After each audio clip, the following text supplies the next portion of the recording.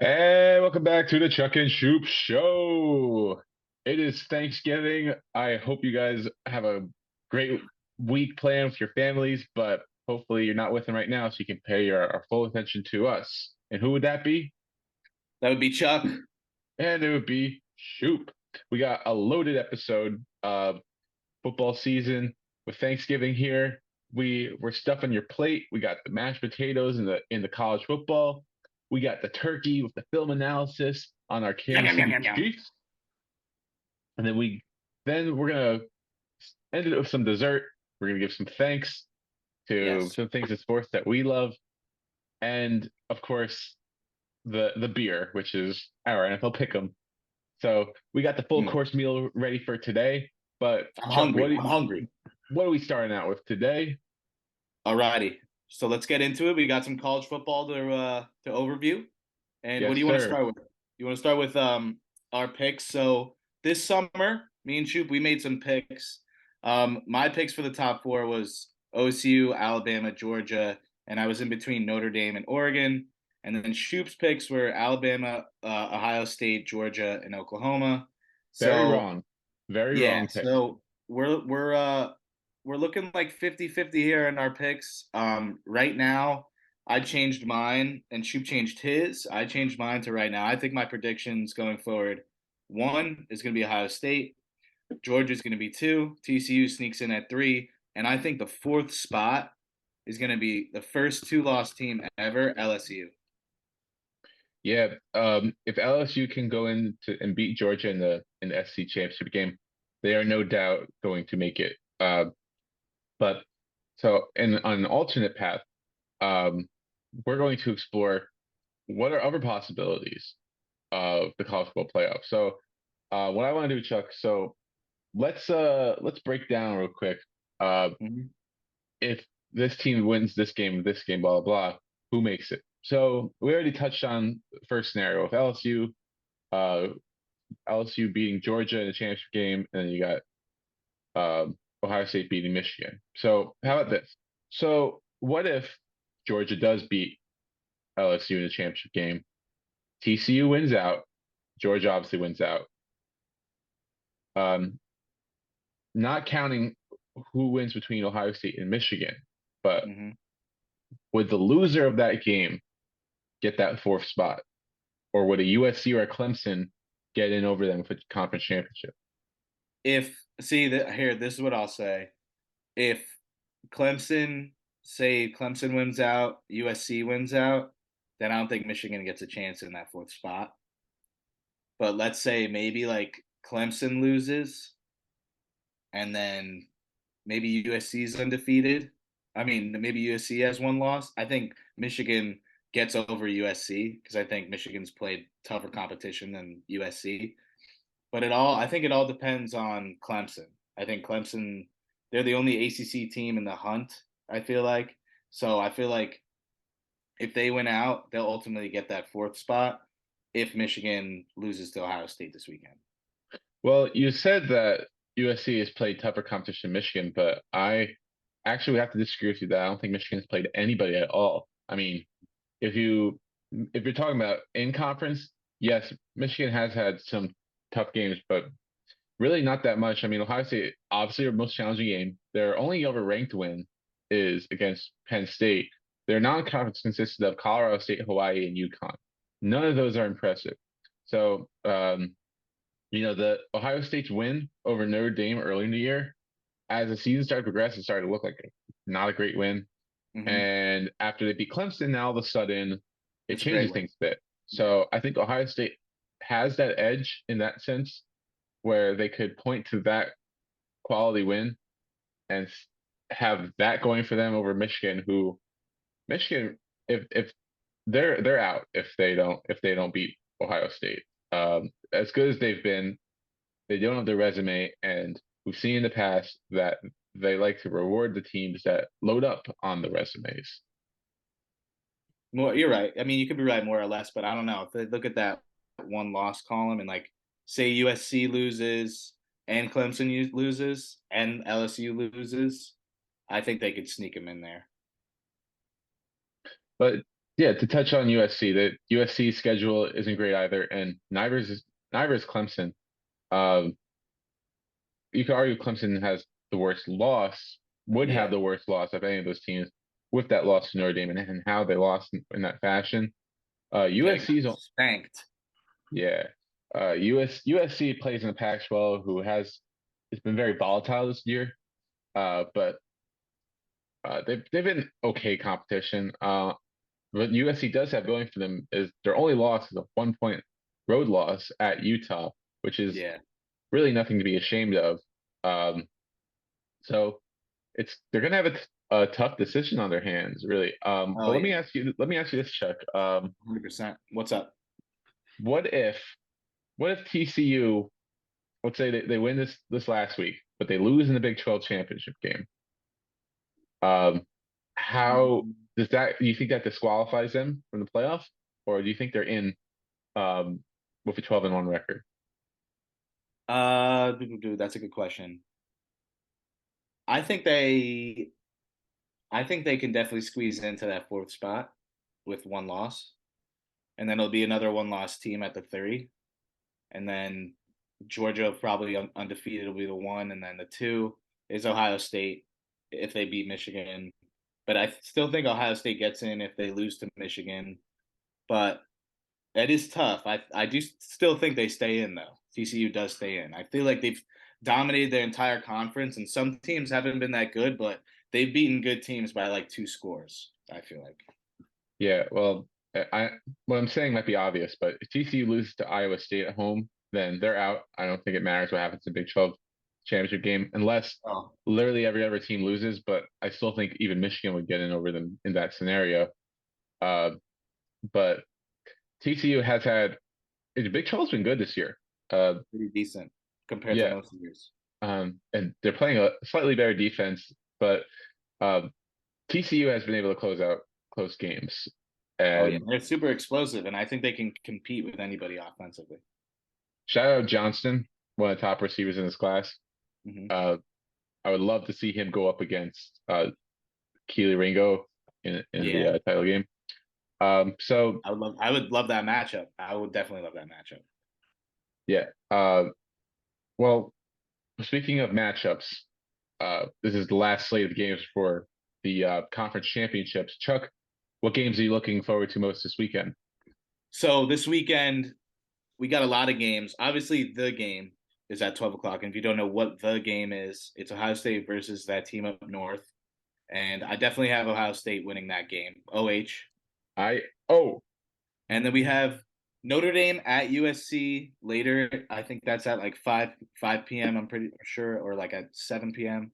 And I definitely have Notre Dame beating USC at USC. I think Notre Dame's been playing tough at the end of their schedule forever, and I don't think UFC's ever played a tough defense like this.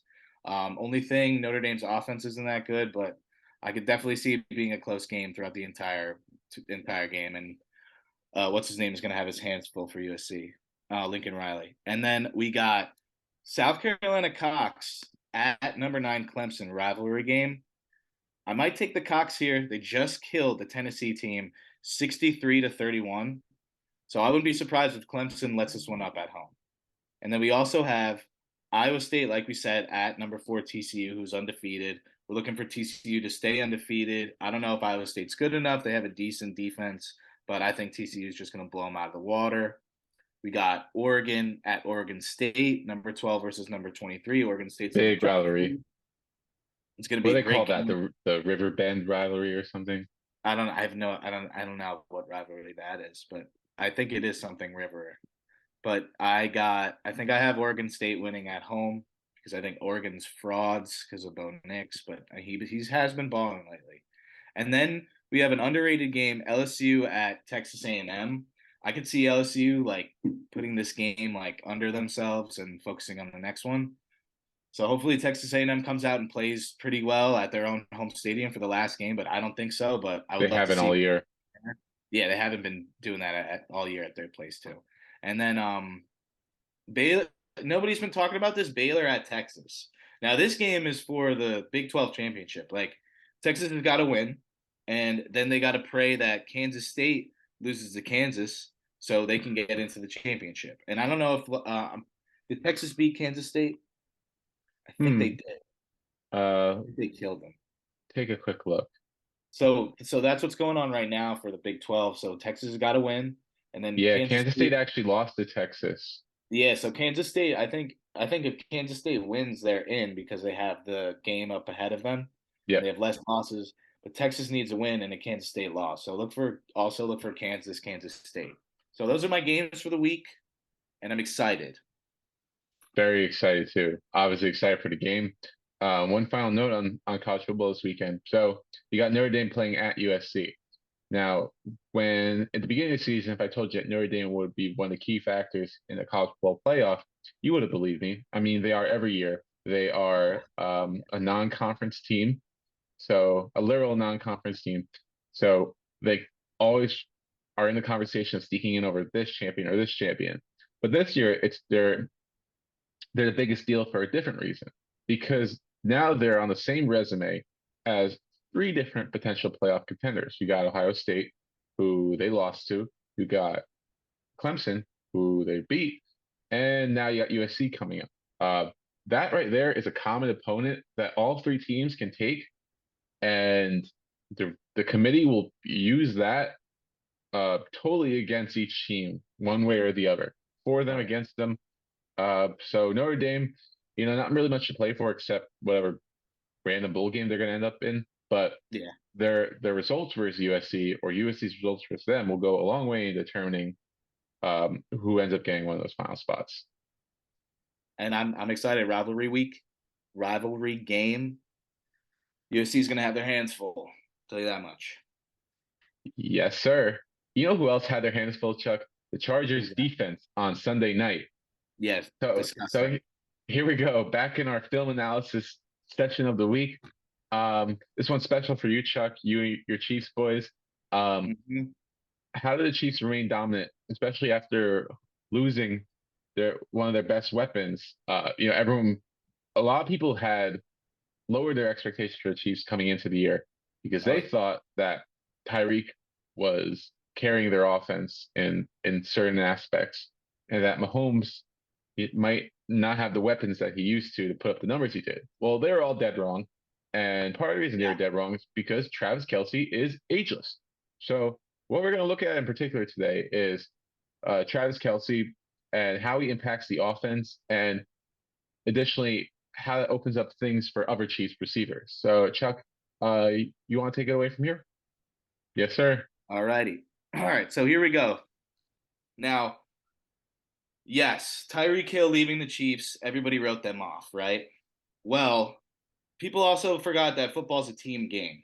So not only do you have Travis Kelce, the best tight end in the league, at your disposal, you have the best quarterback in the league, Patrick Mahomes, who reads defenses like it is his job, like he's Peyton Manning all of a sudden. And now, also to put in consideration, Andy Reid, who schematically makes the best schemes I've ever seen in my entire life, and their adjustments are second to none against anyone. So let's see right here. Again, you give the Chiefs too much time on offense at the end of the game, down four, minute 31. I don't know what you're thinking, Chargers, but here we go. So throughout the game, Kelsey's getting doubled. He's still making receiving catches. The Chargers went from zone to start out to man right away. So at the end of the game, they start going man.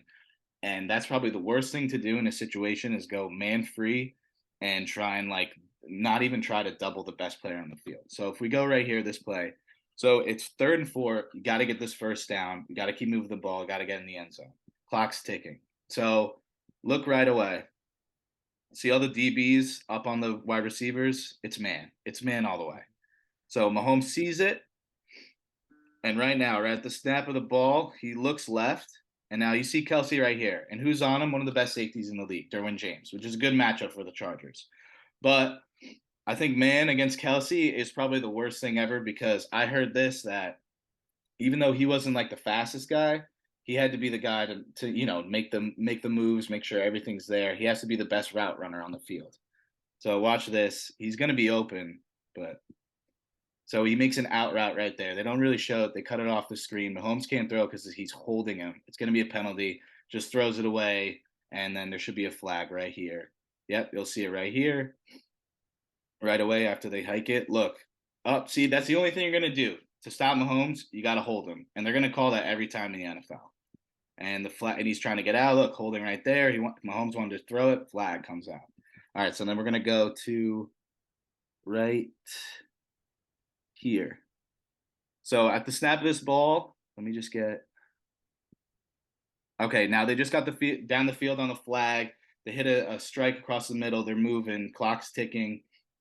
Mahomes looks, see the whole field. It's man. I don't know if you can see it at the top of your screen right here. He's looking at him. He's looking at him. He's looking at him. And then the linebacker's on the running back. So it's man all the way, man free. There's a safety coming down. And then this guy is on the tight end right here. So Mahomes looks, and now nobody's really open. And now this is what I love about Mahomes. Like Kelsey, his guy's not open. Well, Kelsey's on the field right now, but Jonas Gray is not open. Nobody's open. When you're in man, all the DBs go with the wide receivers, and the quarterback, there's no man on the quarterback. So he has all this space in the middle of the field to run. So he looks, nobody. I could just run right now. And he takes him down, first down, slides, gets a big game. And then here is the dagger right now.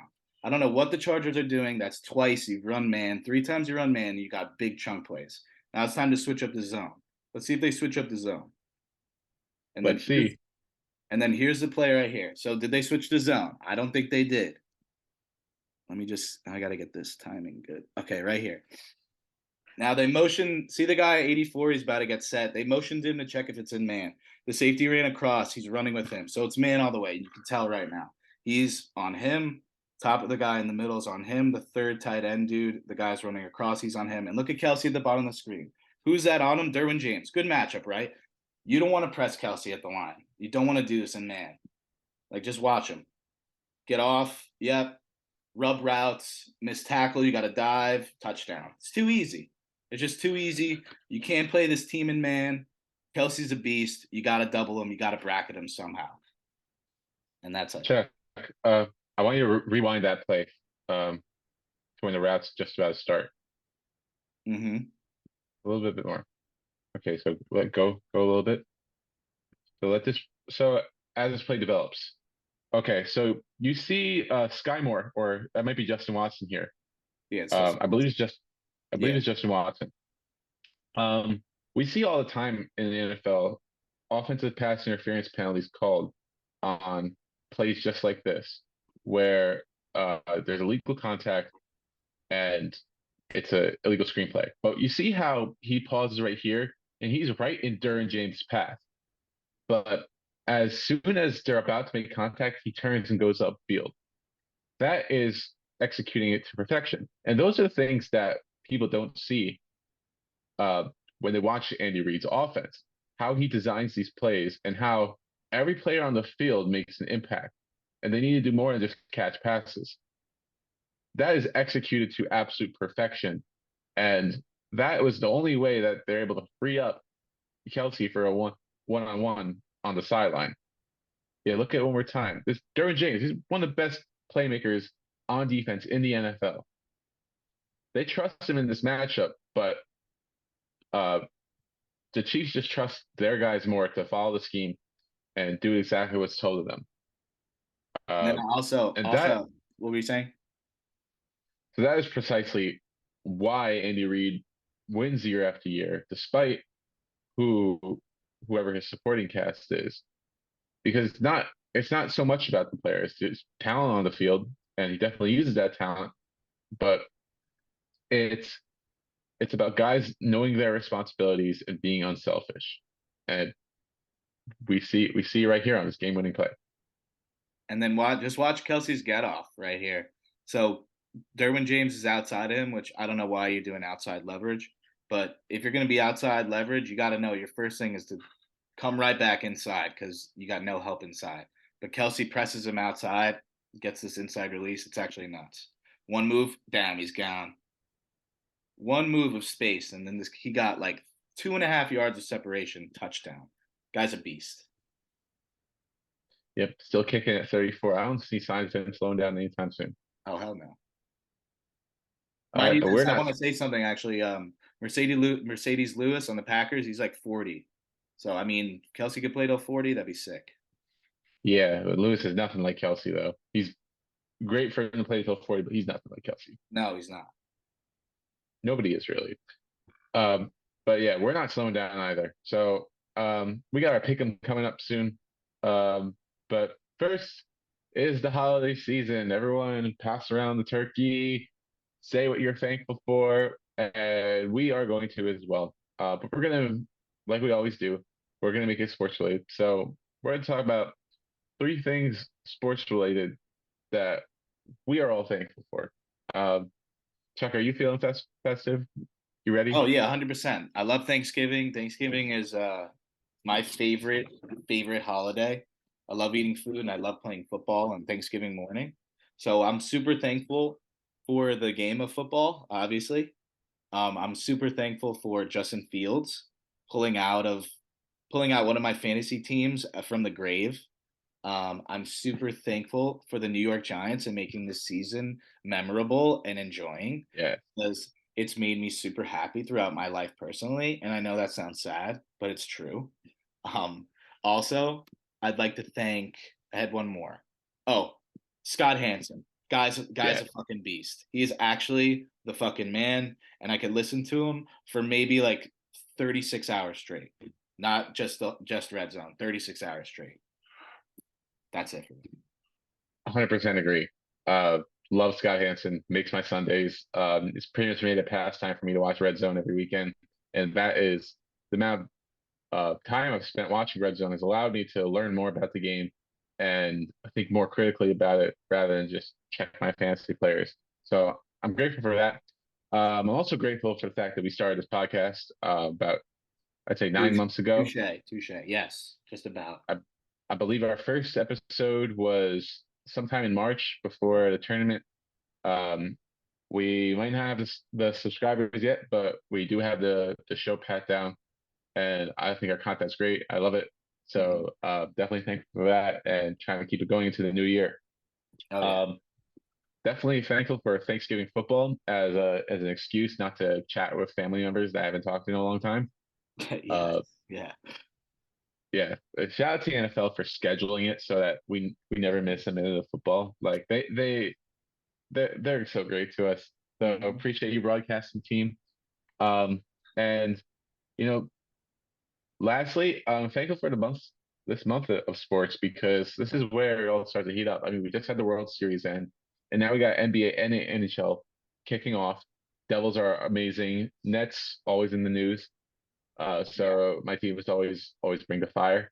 Uh, But yeah, and I guess I'll leave it off with thankful that my quarterback isn't Zach Wilson. Yeah, 100% agree. And I'm also thankful, obviously, for the podcast, for my friends, and for my family. Nice touch. All right. Well, I hope you guys like that sentimental bit, but we got one last segment to do, and you already know what time it is. It is the NFL pick. Time to go. Me, me and Chuck did not fare well last week at Oh yeah. all. I went 2-4. Chuck did not do much better at all. He did not get a win. He picked Went up 0 one and push. 5 and 1. We're fine though. At least he got the push. We're The about to push. go undefeated here. All right. So we're gonna kick it off with the only competitive Thanksgiving game on paper, and that is the Patriots going into Minnesota.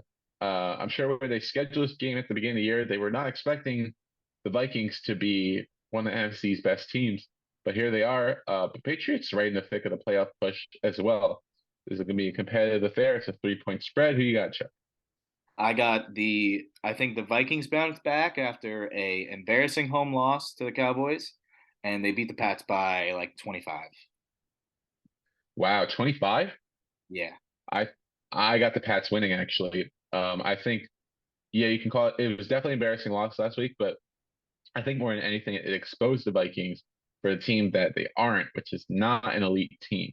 They are a good to very good team, definitely a playoff team, but they're not an elite team that can put away anybody. And if I'm trusting anyone to win on short rest, it's going to be Bill Belichick. So Patriots by 4. Okay. Okay. Next Next up, team. We got a competitive AFC affair. This is actually a rematch of the divisional game in which the Titans were upset at home by the upstart Cincinnati Bengals, who obviously went on to go to the Super Bowl. They rematch here in Cincinnati. Jamar Chase possibly back, not sure, but they also might not have Joe Mixon. And then you got the Titans who continue to win close games, grinding it out. Who you got here? I got the Texans. I think they remember last year very well because I remember watching that game. If I was a Titans fan, I'd be pissed. So I think they control the clock. They don't let Joe Burrow get down the field as much. I think the Titans play top tier defense, and Derrick Henry just runs all over him. Hmm. Yeah, the Titans have been impressive this year, but they don't have a lot of key wins. I mean, they almost beat the Chiefs, but uh, you could argue the Chiefs didn't give their best game in that one. But More like or less, yeah. the what I like from the Bengals and the reason why I'm going to pick them in this game is because their pass protection has actually improved throughout the season. And I like what I saw coming off the bye. Lel Collins, the right tackle, has been one of the biggest disappointments throughout the year during the season, but against a really good Steelers front, he played his best game of the season. And if that momentum continues, I like the Bengals to win this game against a Titans team that great, well coached, but I think they're tending into overrated territory here. I could see. All right. Next, the Monday night game. A game between two teams who are kind of out of the playoff mix, but definitely never out of the headlines. You have the Pittsburgh Steelers. Kenny Pickett continues to try to play well with the makeshift O line he has, and Yeah. then you got the Indianapolis Colts, who have been pretty impressive in their two games with Jeff Saturday as at the helm. So who wins this Monday night affair? I got Indy. I think Indy's playing with fire right now under Jeff Saturday. They kept the Eagles to a close game this past weekend. Maybe the Eagles didn't play to their potential, but I felt like the Colts gave it to them with the efficient run game and with Taylor back. So I think Indy just rolls the Steelers this Monday, and I don't know if the Steelers offense can keep up with that defense. It's a good point. And Jonathan Taylor could have a big game on the ground, but we do know for a fact that Colts O line still has its issues. And with TJ Watt back, this pass rush is ferocious. Mm-hmm. Uh, the Steelers, they hung with a very good Bengals team last week. I was impressed with what I saw out of them. And you got 16-year veteran Mike Tomlin versus two-game veteran Jeff Saturday. Jeff Saturday's been impressive, but I think all things like that will regress to the mean eventually. And I like the coaching matchup and the defensive matchup. So I'm 3 for 3 in disagreement so far. Yeah, there we So go. I maybe we'll like see some this. I shifts. like this week. Yes, a lot of heavy favorites in this week. So not a ton of great games to pick from unless you're in a survivor pool.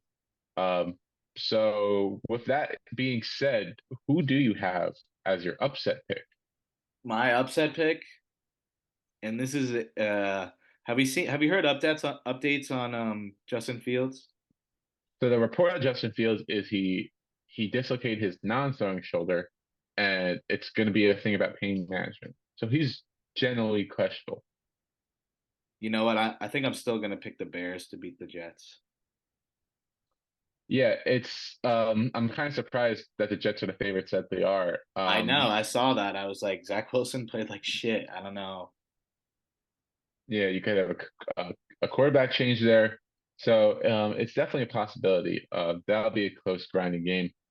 For me, I didn't like the slate that much with upsets. But if I could pick one, I'd pick the Cardinals because the Chargers continue to just be banged up, injury after injury. Yeah. They lost a heartbreaker. I don't know if they're going to be feeling deflated or not. And the thing about the Cardinals is their defense has been underrated all season. They got trounced by the Chiefs in the first game when they were missing six defensive starters. So ever since then, they've shown off their great pass rush. Isaiah Simmons is a dog, and their secondary is not bad either. So um, I'm not confident in Arizona upsetting the Chargers, I like it. but it's the most likely on the slate for me. Yeah. Is Murray back? Murray's back? He's anticipated to be back, which they will need him for this game. All right. And let's lock it up with our lock of the week. My So, lock of the week.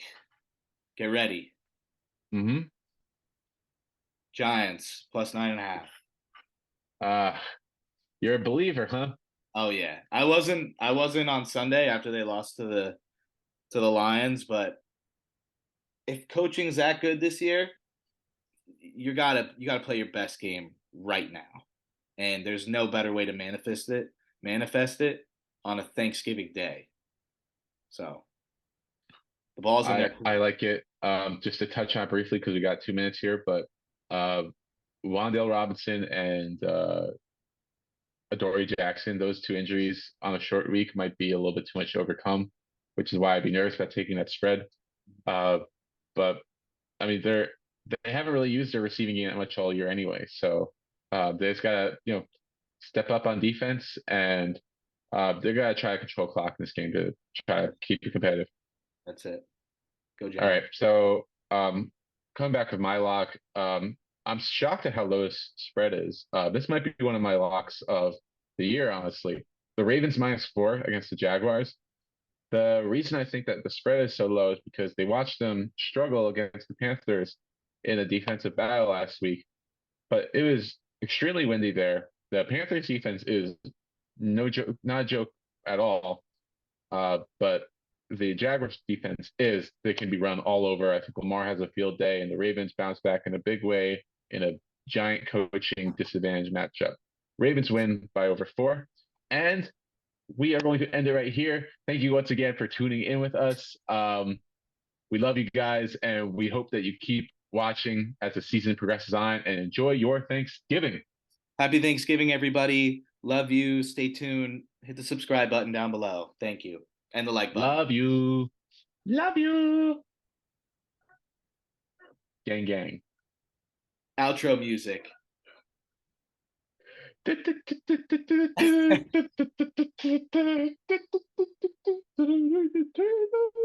OH.